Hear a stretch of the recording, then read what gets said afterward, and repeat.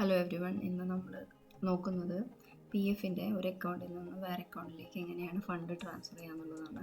അപ്പോൾ നമ്മൾ ഈ പി എഫിൻ്റെ മെമ്പർ ലോഗിൻ പോർട്ടലിൽ കയറാം. അവിടെ UN നമ്പർ, പാസ്വേഡ്, പിന്നെ ഈ ക്യാപ്ച നമ്പർ അല്ലെങ്കിൽ ആൽഫാന്യൂമെറിക് വാല്യൂടെ അടിച്ചു കൊടുത്തതിന് ശേഷം സൈൻ ഇൻ കൊടുക്കുക. അപ്പോൾ ലോഗിൻ ചെയ്ത് കഴിഞ്ഞാൽ നമ്മളുടെ ഈ ഒരു ലോഗിൻ പേജ് വരും. അത് കഴിഞ്ഞിട്ട് നമ്മൾ ചെക്ക് ചെയ്ത് നോക്കേണ്ടത് വ്യൂവിൽ നമ്മളുടെ സർവീസ് ഹിസ്റ്ററിയാണ് ആദ്യം ചെക്ക് ചെയ്ത് നോക്കേണ്ടത്. ഇവിടെ നമ്മൾക്ക് 2 മെമ്പർ ID ഉണ്ടാവും, പ്രീവിയസ് ഓർഗനൈസേഷനും ഉണ്ടാവും, കറണ്ട് ഓർഗനൈസേഷനും ഉണ്ടാവും. അപ്പോൾ ഇതിൽ നമുക്ക് നിർബന്ധമായിട്ടും വേണ്ടത് എൻഡ് ഓഫ് ഡേറ്റ് വേണം, ലാസ്റ്റ് ഡേറ്റ് ഓഫ് ജോയിനിങ്ങും ഡേറ്റ് ഓഫ് എൻഡും ഉണ്ടെങ്കിലാണ് നമുക്ക് ഈ പ്രീവിയസ് ഓർഗനൈസേഷനിൽ നിന്ന് പുതിയ ഓർഗനൈസേഷനിലേക്ക് ഫണ്ട് ട്രാൻസ്ഫർ ചെയ്യാൻ പറ്റുള്ളൂ. അപ്പോൾ അങ്ങനെ ഉണ്ട് എന്നുണ്ടെങ്കിൽ നമ്മൾ ഓൺലൈൻ സർവീസസിൽ പോയിട്ട് 1 മെമ്പർ 1 PEPF അക്കൗണ്ട് ആ ഒരു ഓപ്ഷനാണ് എടുക്കേണ്ടത്. ആ ഒരു ഓപ്ഷനിൽ നോക്കിക്കഴിഞ്ഞാൽ നമ്മളുടെ ഡീറ്റെയിൽസൊക്കെ കാണാം. അവിടെ നിന്ന് താഴേക്ക് സ്ക്രോൾ ഡൗൺ ചെയ്ത് വരുമ്പോൾ നമുക്ക് ഇവിടെ കുറച്ച് ഓപ്ഷൻസ് കാണാം.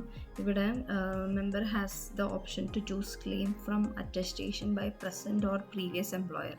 അപ്പോൾ നമ്മൾ ഇവിടെ എടുക്കുന്നത് പ്രീവിയസ് എംപ്ലോയറിൻ്റെ ഡീറ്റെയിൽസ് ആണ്. ഇപ്പോൾ പ്രീവിയസ് എംപ്ലോയറിൻ്റെ ഡീറ്റെയിൽസ് എടുത്തിട്ട് നമ്മൾ ഗെറ്റ് ഡീറ്റെയിൽസ് എന്ന് കൊടുക്കുമ്പോൾ എനിക്കിവിടെ ഷോ ചെയ്യുന്നത് പ്രീവിയസ് എംപ്ലോയറിന് ഓതറൈസ്ഡ് ഡിജിറ്റൽ സിഗ്നേച്ചർ ഓപ്ഷൻ ഇല്ല എന്നാണ്. അപ്പോൾ അതുകൊണ്ട് ഞാൻ പ്രസൻറ്റ് എംപ്ലോയർ എന്നുള്ള ഓപ്ഷൻ എടുത്തിട്ട് ഗെറ്റ് ഡീറ്റെയിൽസ് എടുക്കുകയാണ്. ഗെറ്റ് ഡീറ്റെയിൽസിൽ ക്ലിക്ക് ചെയ്യാം. ഓപ്പണായി വരുന്നു. നമുക്കിങ്ങനെ കാണാം. അപ്പോൾ നമ്മൾ ഏത് അക്കൗണ്ടാണോ ട്രാൻസ്ഫർ ചെയ്യുന്നത് ആ അക്കൗണ്ടിൻ്റെ ഡീറ്റെയിൽസും മെമ്പർ ID ഒക്കെ ഇവിടെ കാണാൻ പറ്റും. അപ്പോൾ നമ്മളിതിൽ ടിക്ക് ചെയ്യാം. നമ്മളുടെ അക്കൗണ്ടിൽ ടിക്ക് ചെയ്തതിന് ശേഷം താഴേക്ക് സ്ക്രോൾ ഡൗൺ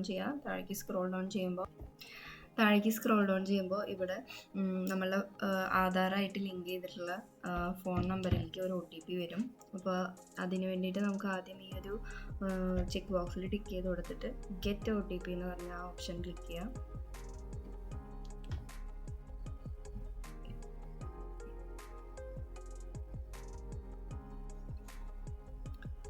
ഒരു 2-3 സെക്കൻഡ്സ് എടുക്കും. നമ്മളത് വെയിറ്റ് ചെയ്യാം.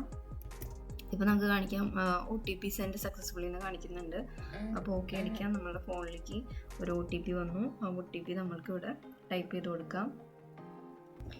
OTP നമ്മൾ ടൈപ്പ് ചെയ്തിട്ട് സബ്മിറ്റ് ബട്ടണിൽ പ്രസ് ചെയ്യണം.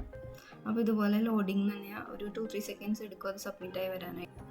ഓക്കെ, ഇത്രയും ചെയ്ത് കഴിഞ്ഞാൽ നിങ്ങൾക്കൊരു മെസ്സേജ് വരും, എന്താണ് ഇത് സബ്മിറ്റഡ് സക്സസ്ഫുള്ളി എന്ന് പറഞ്ഞിട്ട്. എന്തെങ്കിലും ഡേറ്റ് ഓഫ് ബർത്ത് അങ്ങനത്തെ ഡിഫറെൻ്റ് ആണ് കൊടുത്തിട്ടുള്ളതെങ്കിൽ നമുക്കത് സബ്മിറ്റ് ചെയ്യാൻ പറ്റില്ല.